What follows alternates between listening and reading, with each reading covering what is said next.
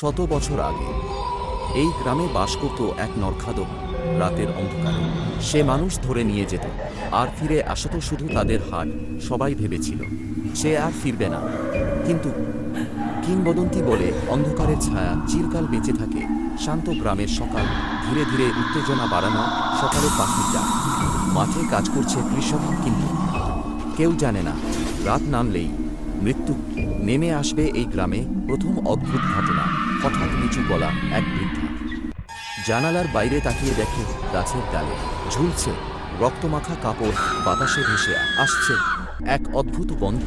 অদ্ভুত লোকের আগমন, গভীর গর্জন টোন, কালো কোট, লম্বা দাড়ি, চোখে লাল আভা। কে এই অচেনা লোক, আর কেন তার ঠোঁটে এমন ভয়ানক হাসি? প্রথম শিকার, তীব্র উত্তেজনা।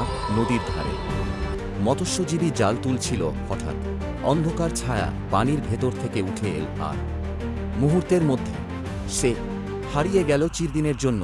গ্রামের আতঙ্ক, দ্রুত টেম্পো, লাশ ভেসে উঠল নদীতে। চোখ খোলা, মুখে জমাট ভয়। পুরো গ্রাম ভয়ে কাঁপছে।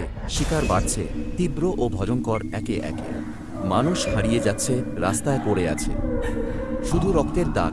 জঙ্গলের ভিতরে থমথমে পরিবেশ, সাহসী যুবকেরা মশাল হাতে ধুকল জঙ্গলে, গাছের ফাঁকে পচা হাড়। আর দূরে এক গুহায় খুনি ধারালো দা শান দিচ্ছে।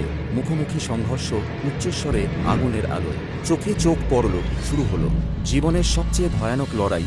শেষ মুহূর্ত, ধীর টোন, খুনি কিন্তু সে হাসছে, ধীরে ধীরে বলছে, আমি আবার ফিরব। এন্ডিং ভয়ঙ্কর, ফিসফিসানি।